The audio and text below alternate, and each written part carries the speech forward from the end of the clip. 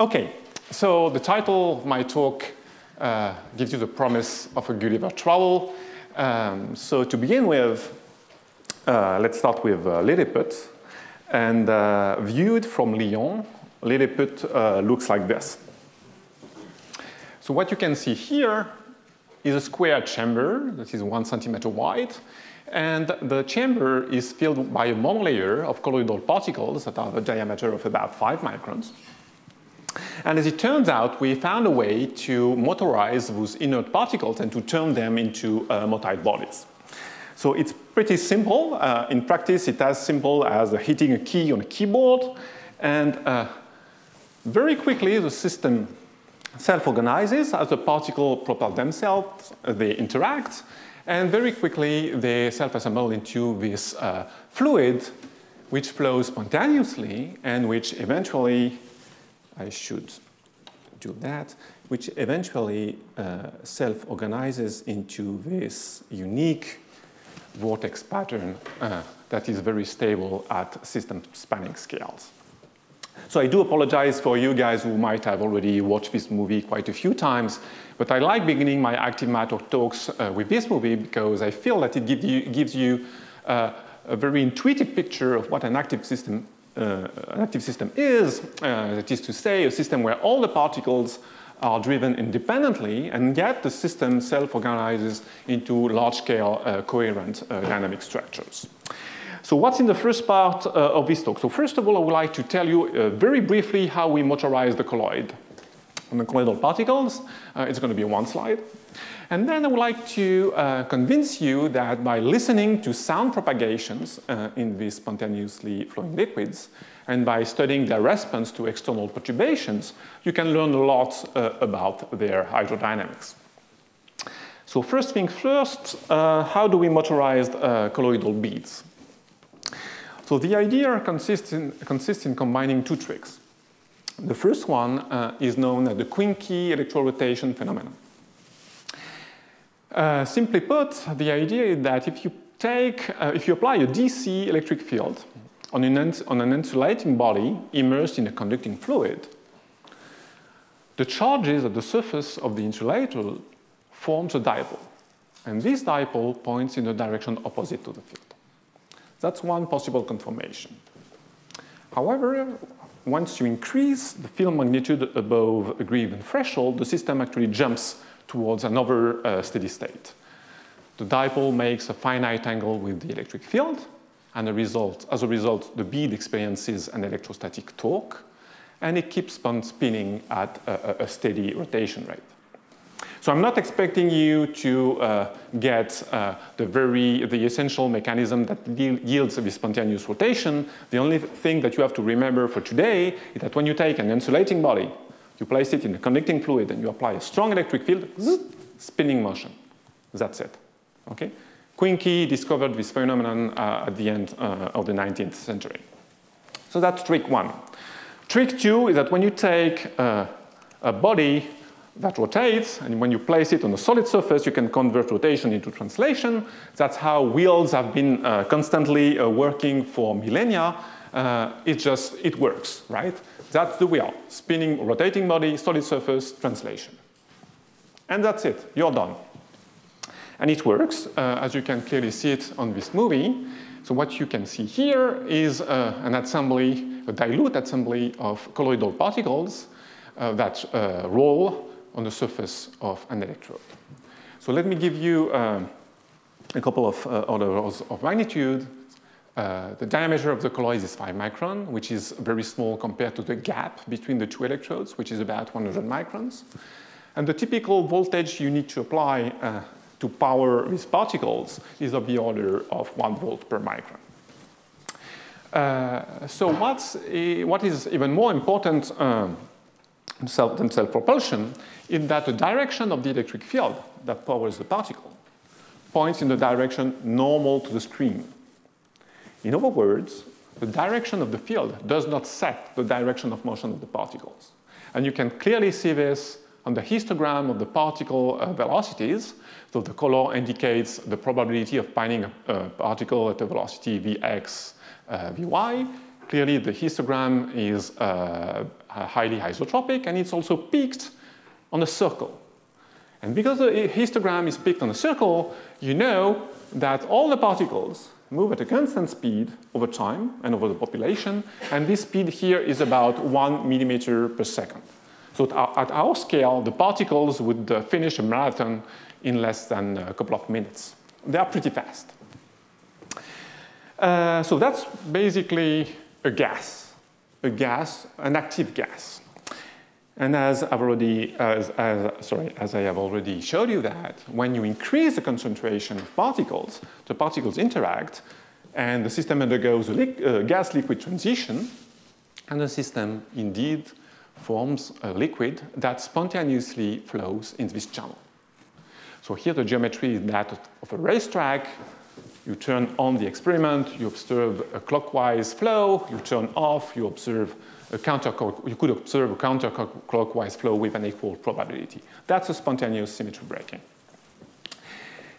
And there is something that I do not want to do today. I do not want to tell you about the microscopic interactions between these particles. I don't want to tell you all the details about the hydrodynamic and the electrostatic interactions that promote the emergence of collective motion. Instead, I would like to describe this material that I'm going to refer to as a flock or polar liquid. I would like to describe this flock as a continuum material, as a regular fluid, just like the coffee that you might have had during the break.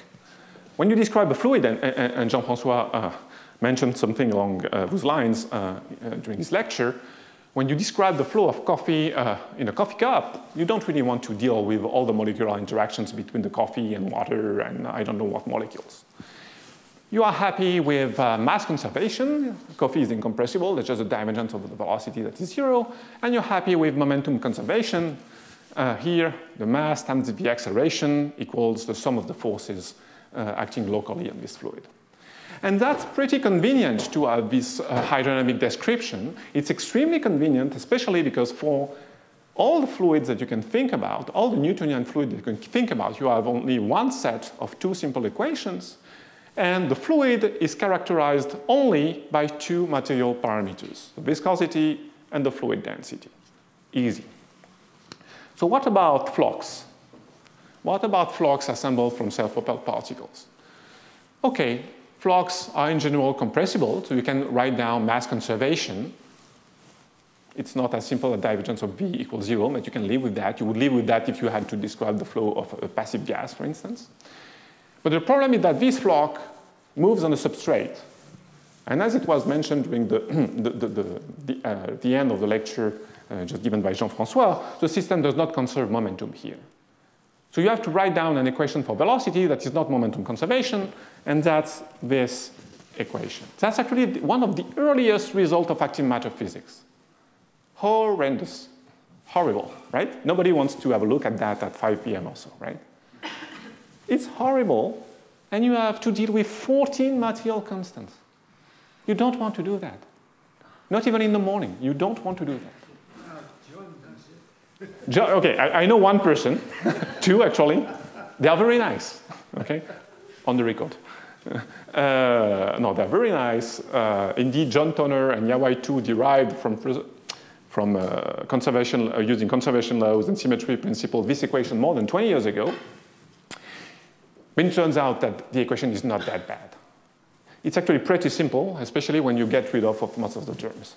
If you forget about all the gradient terms, this equation tells you that the velocity relaxes in the Mexican hat potential. That's what this equation tells you.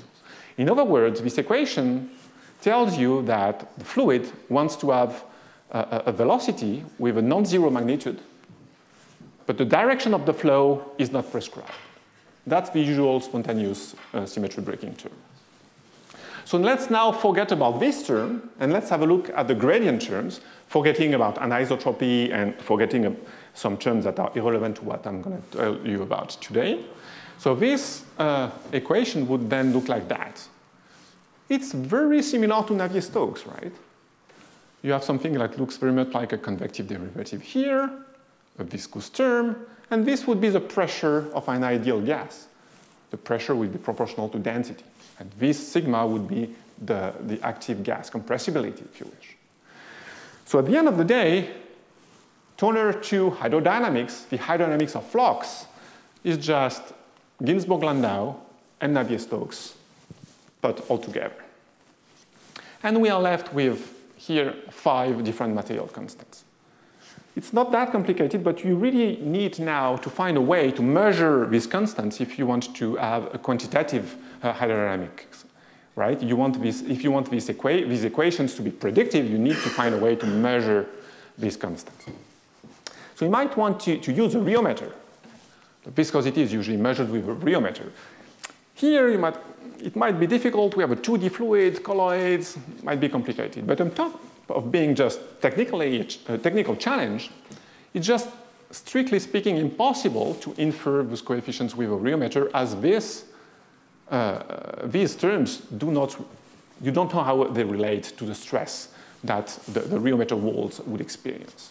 And this convective term, there's absolutely no way that a rheometer can provide you this convective term. So now think about an even more dramatic situation. Think about the hydrodynamics of an actual flock, a flock of geese. You don't want to put a flock of geese in a rheometer, right? You don't do that, even in the Southwest, right? They torture geese, but one goose at a time, importantly. So impossible. So no rheology. So how can you do that? So what I would like to argue now is that you just have to watch it flow. But you need a color movie, though. And from now on, the color of the particles indicates the direction of propagation. Blue means moving up, red means moving down. And from this movie, you might already distinguish some fluctuations in the velocity. And if you have good eyes, you might even see density fluctuations in this system. So if you don't see them, let me tell you that we did measure the density and velocity fluctuations in the system. And we did this, for instance, for a wave vector corresponding to propagation angle theta here and a given wavelength. And this corresponds to the power spectrum of the density in red and velocity fluctuations in blue. And clearly, these power spectra have 2 peaks, which means that 2 sound waves propagate in this system. One peak in the power spectrum indicates the propagation of sound wave. Here you have 2 peaks. You can repeat the procedure for all wavelengths. So this is now the wave vector. This is the frequency. The color indicates the amplitude of the fluctuations, of the velocity fluctuations. And you can see that the fluctuations are peaked on 2 lines. And these 2 lines are precisely the dispersion relations on the sound modes in this system. So first of all, the sound in an active fluid is very different than the sound that propagates in this very room. So first of all, we have 2 sound modes. The dispersion relation are not straight lines, so the 2 sound modes are dispersive waves. And in addition to this, the dispersion relation depends on the propagation angle. So this is for pi/4, this is for the transverse direction. The dispersion relation depends on the direction of propagation. Good. So even though the dispersion relations are dispersive, you can fit them at the origin, and by doing so, you can define rigorously a speed of sound, and you can plot the variations of the speed of sound with the direction of propagation. So let me guide you from this unusual plot. The distance to the origin indicates the speed of sound. So this is the speed of sound for the blue mode, this is the speed of sound for the red mode, and you can just plot this, draw these plots by repeating the measurement for all possible propagation direction. And as it turns out, it's pretty easy to deduce the variations of the speed of sound from the ugly Toner 2 equations. And again, that's one of the earliest results of active matter physics. From Toner 2, you can deduce that the speed of sound in the system can be written like this. And it depends only on 2 hydrodynamic parameters, the convective term that I could not measure with a rheometer, and the liquid compressibility. So you can now compare this formula with your measurements, and it works pretty well.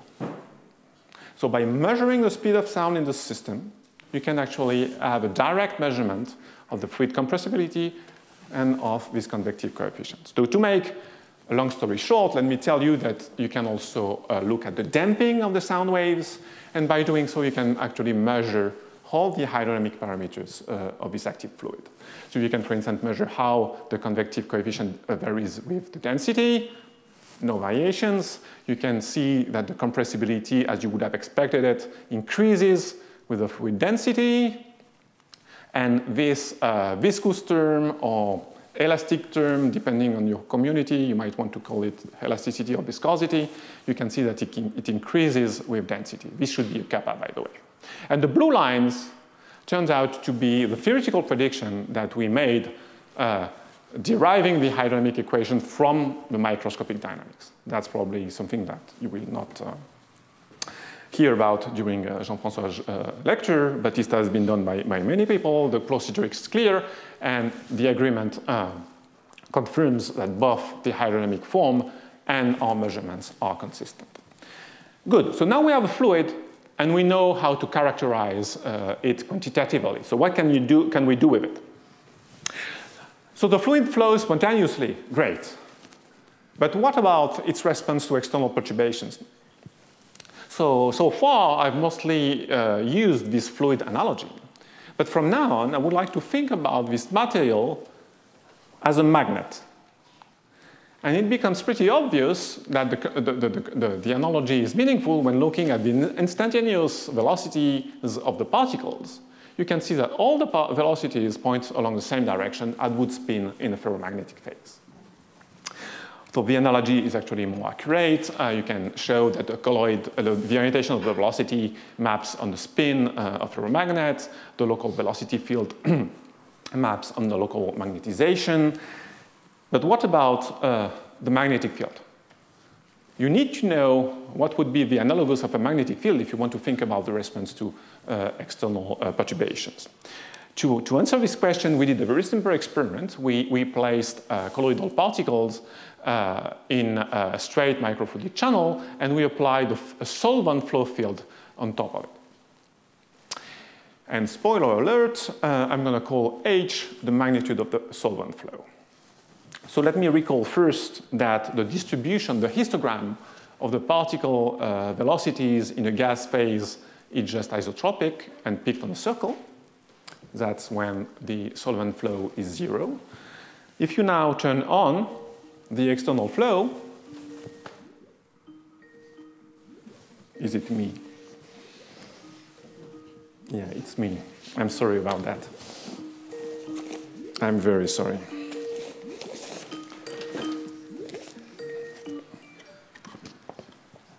From Stockholm. Mm-hmm.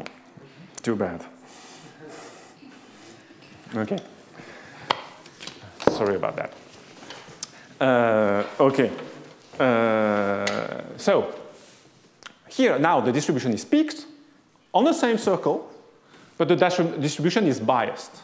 In other words, the particles align with the flow, keeping the speed constant. And you can clearly see this from these superimposed pictures. The particle aligns with the flow, keeping the speed constant. Okay, so now you can measure the magnetization of the system, or equivalently, the modulus of the average particle orientations. And you can plot the magnetization as a function of the field, the magnitude of the external field. That's what you get. And the black line is not a mere fit. That's actually a theoretical prediction. That's the magnetization of an isolated spin in a homogeneous magnetic field at finite temperature. You might want to describe this as a Langevin equation, but this is just the Boltzmann average of the magnetization of an isolated spin in a magnetic field. So we've got our analogy. The magnetic field is analogous to the solvent flow field in our polar active fluid. So if I give you a piece of a magnetic material, I guess that the first question you would like to ask me is, what's the magnetization curve? How does the magnetization vary when you apply an external field? And in particular, you might want to know whether the magnetization curve has an hysteresis loop. So just to make sure that we're all on the same page here, a hysteresis loop means that if you apply a field in this direction, you measure the magnetization, it goes from my left to my right, reversed slowly the direction of the field, and I still can observe a magnetization pointing from my left to my right. That's hysteresis. Okay?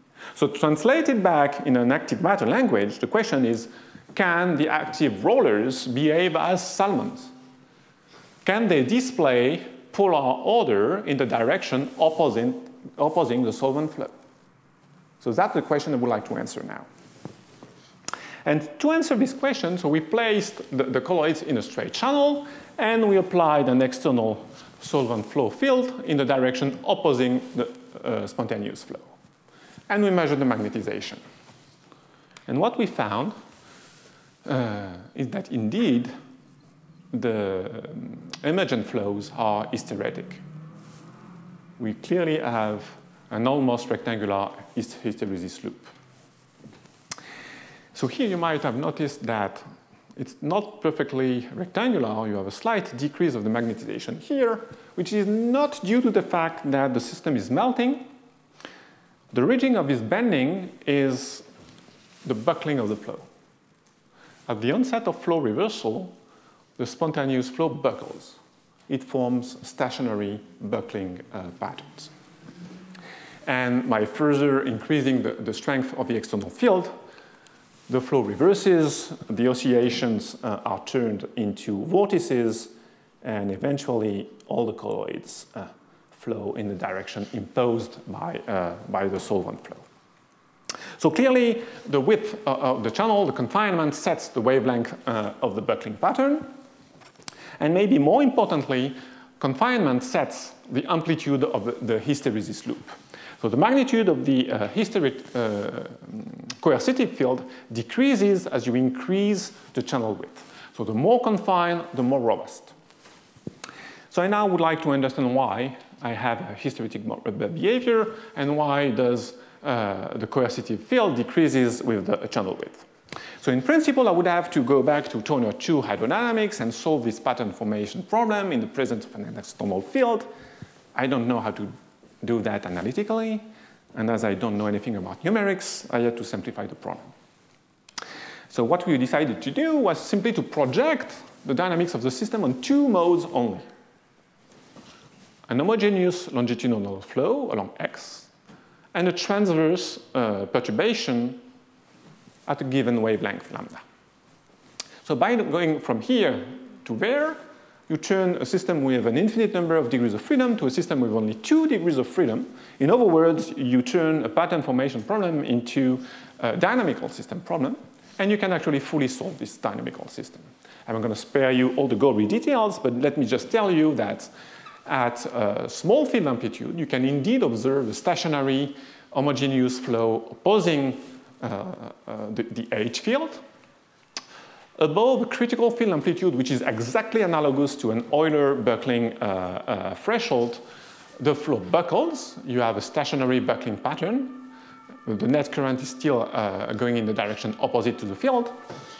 However, at even higher field amplitude, at above a critical value that is set by the competition between all the alignment interactions and the external field, the flow is reversed. As we listen to the fluid, we know all its hydrodynamic parameters, so those are the experiments. This is our theoretical prediction. The orders of magnitude are correct, and we were extremely happy with that given the crudeness of the two-mode approximation. So take-home message, confinement and alignment interactions act together to stabilize the flow against external fields. Good. So now, is there something useful to do with this collective stubbornness, right? The colloids are stubborn. They want to go in the direction opposite of the direction you indicate them.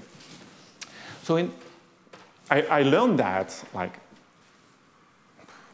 during my military service, when I was serving under the orders of General Pro, okay, I learned from this period of time that generically, if you have a system with a force-velocity relation that has a hysteresis loop, and if you apply a position-dependent field, you can end up with function. And you can easily end up with spontaneous associations. And indeed, it happens. If you confine polar liquid droplets in circular wells, and if you apply an homogeneous DC flow field on top of them, you do see the droplets oscillating all at the same frequency. So how can you understand that from the bistable response? It's pretty straightforward. Let's say that you start with a droplet in the North Pole. It's pushed by the flow, so you are in this region. The droplet is happy to move in the direction of the tangential flow. Then it enters the South Pole, and it opposes the external field. You are here. At some point, the tangent component of the flow is going to be too strong, and the system cannot resist the opposing flow. The system jumps towards the upper branch. The system reverses its direction of motion, happy in the South Pole, pushed by the flow, unhappy in the North Pole, and when it goes up north at this point, the system switches back to the bottom branch, and you explore periodically this hysteresis loop. So, again, our Lilliputians are noisy, but that's cool because from their noise you can infer, you can do an active sound spectroscopy and measure the hydrodynamics of the liquid they form. They are also stubborn, okay, which is also very convenient if you want to achieve microfluidic functions that you cannot achieve with Newtonian fluids. So I'm done with Lilliput. I would like to take you to this place, Brobdingnag. I'm not going to pronounce this word again, I promise. So that's a giant country. So I wish I could show you a movie of a flock of actual giants running. We didn't find enough of them. Let me just show you now what the biggest experiment I've ever conducted in my group. So that's the second system we'd like to talk about today, crowds. So this is a picture of the start area of the 2018 Chicago Marathon. And this system displays many similarities with the colloidal rollers. Obviously composed of active particles. They are at rest. And then you hit a key on your keyboard, and hop, spontaneous flow. Okay? Just the same. Straight geometry, unidirectional motion, many similarities. There is one capital difference, though. If you try to repeat the experiment, okay, you ask all the runners to go back there, pull the trigger, they would always go from the top to the bottom of the picture. No spontaneous symmetry breaking. Okay? They know where they want to go. That's actually not a joke. That's a crucial difference between the two systems. And I'll come to that in a moment. So the question I would like to ask is it possible to infer the hydrodynamics of a human crowd by studying its fluctuation and its dynamic response, as I've just showed you in the case of colloidal rollers? So the key point is that I do not want to use any a priori behavioral knowledge about the interactions at the two-body, three-body, one-body level. I have no knowledge about human behavior, and yet I would like to establish a hydrodynamic theory of crowds. So the reason, so why? Again, that's because that's what we do when we like hydrodynamics. So now it's too late to talk about coffee, so let's talk about wine. When you want to describe the flow of wine in a glass of wine, you don't want to describe the exquisite details of the interaction between the water, the sugar, and the alcohol molecules. You just want to describe the hydrodynamics of this fluid viewed as a continuous medium. Good. And to do that, you need two things. You need conservation laws, and you need experimental measurements. And these experimental measurements are crucial to get the phenomenological relations that complete the conservation laws to establish hydrodynamics. So first thing first, let's talk about the measurements. So why marathon? Oh, I should have said that earlier. I'm not going to talk about this part of the race. All what I'm going to discuss today is what's happening here in the so-called start corals. in the areas where the runners are guided towards the starting line. So why are we interested in this setting? First of all, because it's large. We are typically dealing with 5,000 runners out of a total of 40,000 runners for the Chicago Marathon. The geometry is simple, the motion is unidirectional, it's repeatable, you can go to Chicago every year, and there is no ethic issue with filming athletes running marathons. Those are obvious arguments in favor of filming marathons. If you are not a runner, you might not know that there is also a very good reason to be interested in the start corrals. When the runners wait in the start corrals, they are actually guided towards the starting line by a line of race officials, all wearing yellow vests. Okay? Yeah, I know. I don't want to discuss the color.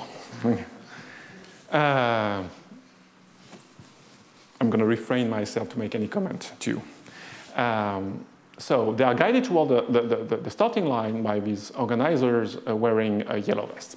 And they are guided by repeated sequences of walk and stop motion. So in other words, we are dealing here with an active system on which we apply repeated perturbation to a boundary. And the question is now, can I deduce the hydrodynamics of the crowd from its response to boundary perturbations? So here we go. This is the experimental setup. If you are not familiar with Chicago City, this is the park area. This must be the bean, I guess. This is the snake bridge. And this is the start of the Chicago Marathon. Okay. This was our lab. This is the hotel room. Okay. We picked the highest possible building. I had to use my suave voice when I made the reservation, asking to have the leftmost room in the hotel so that we could have a clear view on the marathon start. So the height of the hotel room is about 50 meters, and the distance to the marathon is 500 meters. So we had to work hard to correct for perspective distortions.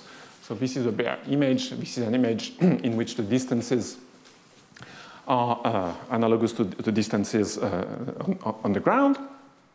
And now that the images are corrected, you can do measurements. You can, for instance, measure density field.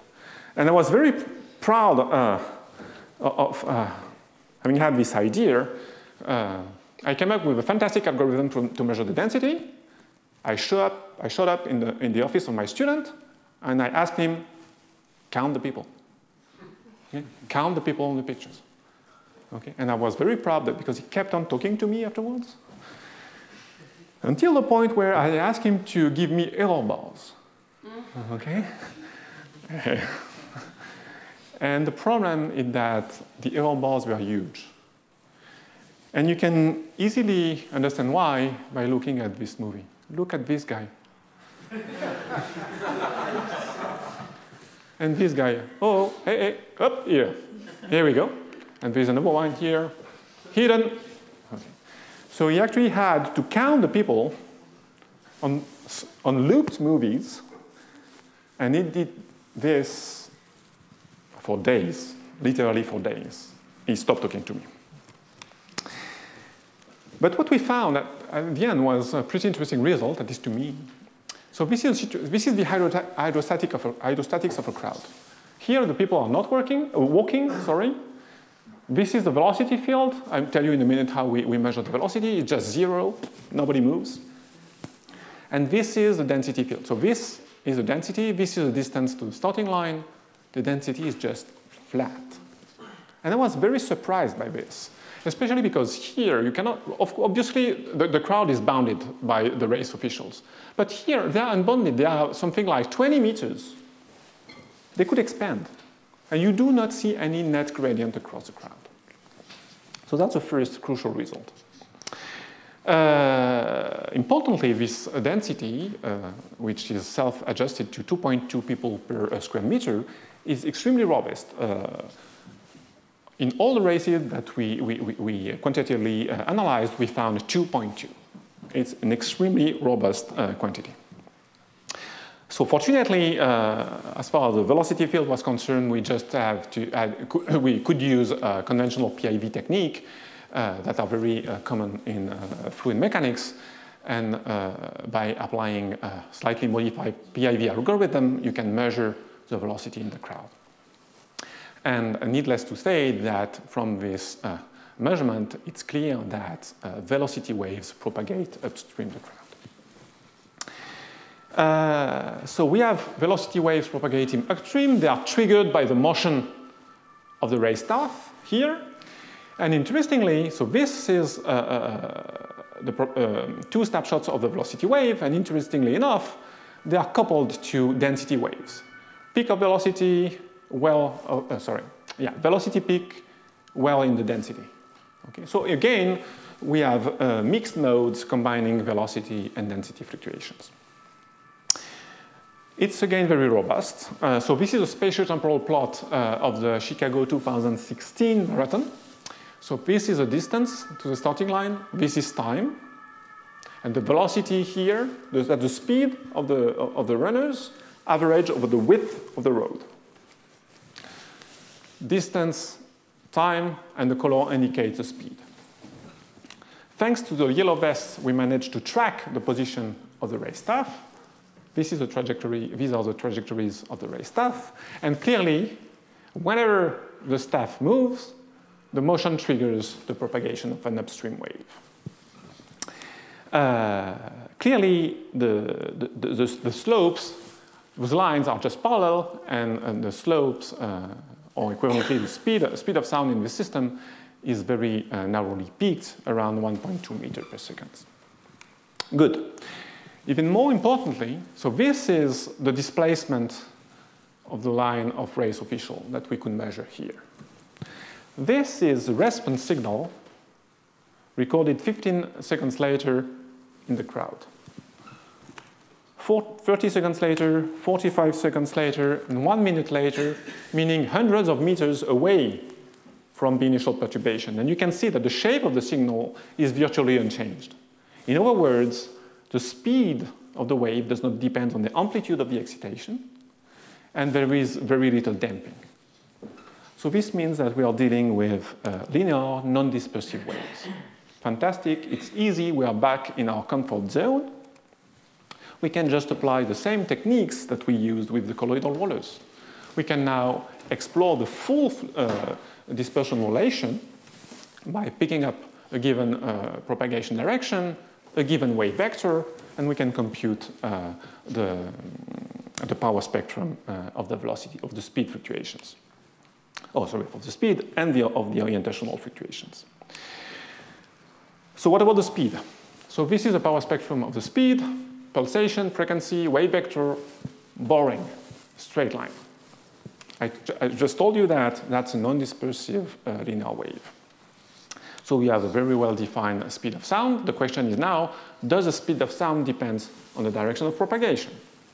So you can measure the speed of sound as a function of the direction of propagation, you get a peaked bell-shaped curve, and adjust the cosine curve. In other words, you have upstream transport only. The dispersion relation is just omega equals the velocity times qx, and that's it. So what about the damping? To measure the damping, you need to measure the width of the power spectrum, and what you can see is that the damping rate, the inverse of the relaxation time of the wave, is a quadratic function of the wave vector. In other words, we are dealing here with a diffusive damping. Question? How does the diffusion coefficient depend on the direction of propagation? Repeat the experiment for different directions of propagation, and what we find is that these variations are very nicely fitted by a cosine squared function. So the dynamic is genuinely one-dimensional. That's a slow 1D dynamics. The dispersion relation could not have been simpler than that. Okay, it's slow in the same spirit as what was explained at the end of Jean-François' lecture. There is no intrinsic time scale in this equation. You triple the size of the system, you multiply by 9 the relaxation time, and that's it. And you change accordingly the period of oscillation. What about what? D over C is a length scale, C is 1.2, D is 0.6 as far as I remember, so it's very short. That's why the waves are overdamped. That's why there's no length scale. Pardon? That's why there's no length scale, because the one that exists is... The one, exactly. Good. Orientational dynamics. So we are now looking at the fluctuations of the orientation of the velocity field. This is a spectrum. It's just fat and flat. No waves. The only thing that you can measure is the width of the spectrum.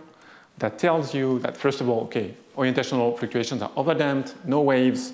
You can measure the width, which gives you the relaxation time or the relaxation rate of the orientational fluctuations, and these variations are again quadratic.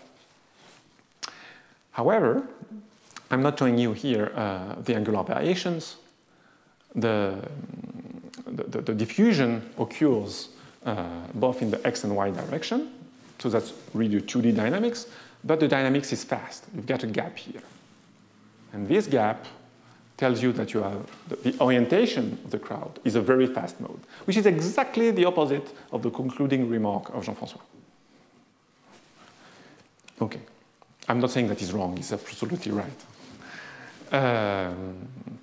So we have a fast 2D dynamics. Good.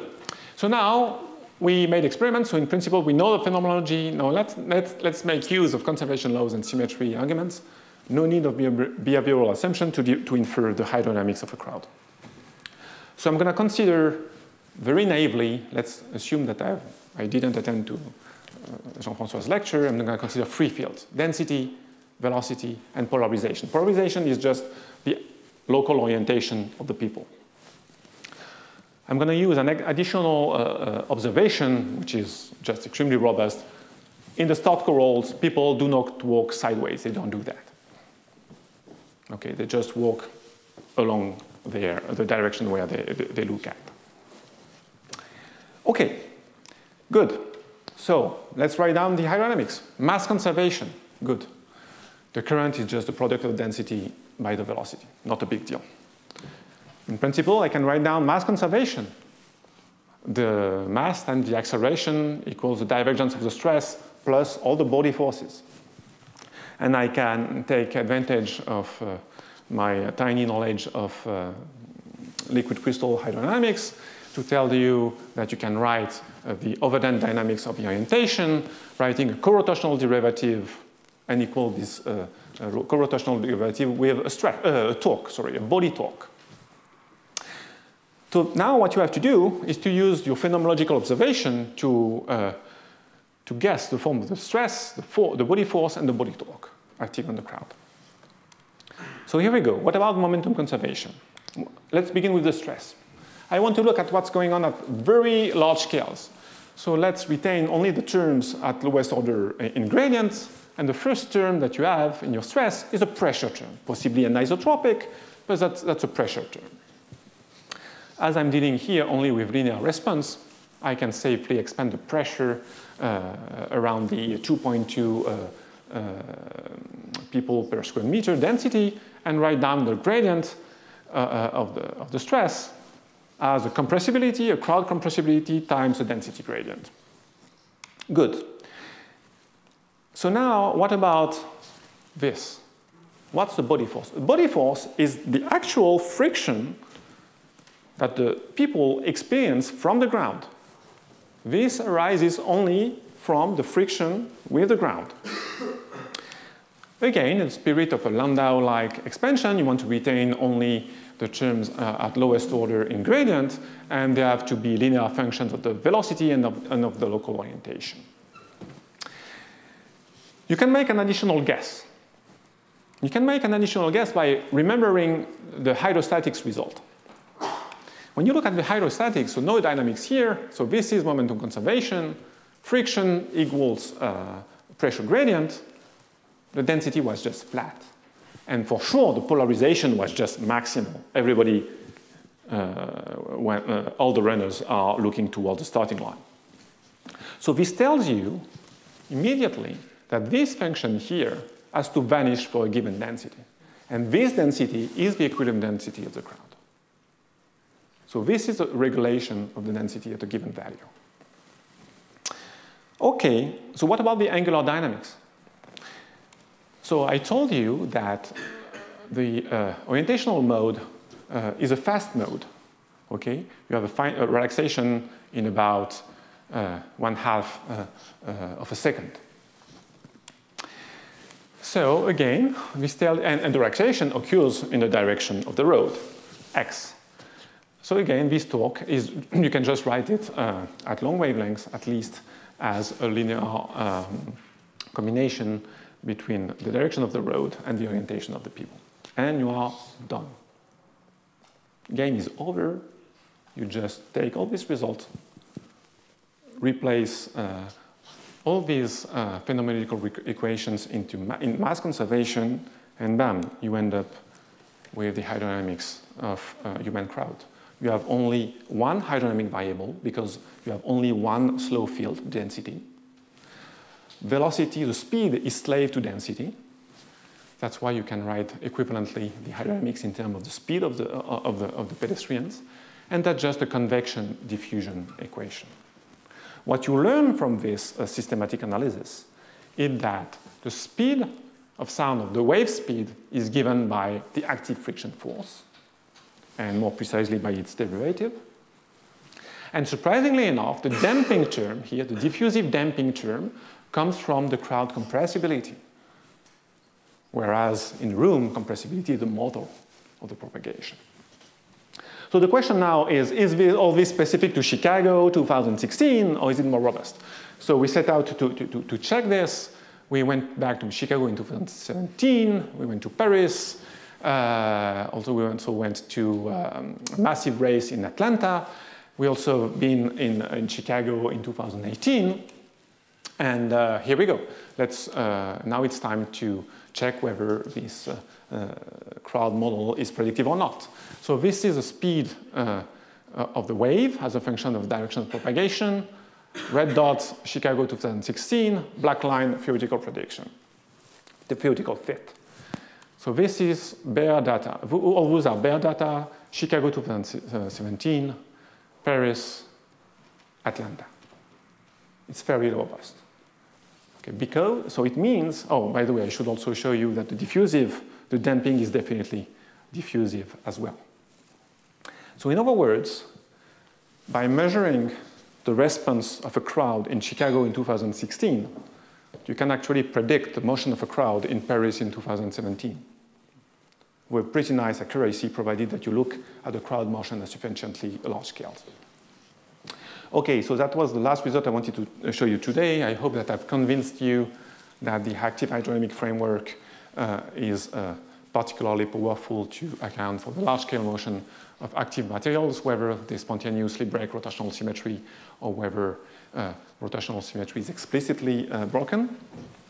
And the last thing I would like to add is that all this is a result of the hard work of 3 fantastic students: Alexandre Morin, who is now a postdoc at NYU, Nicolas Bain, who is now a postdoc at ETH in Zurich, and Delphine Gaillard, that your kids might meet next year, as she'll be a physics teacher.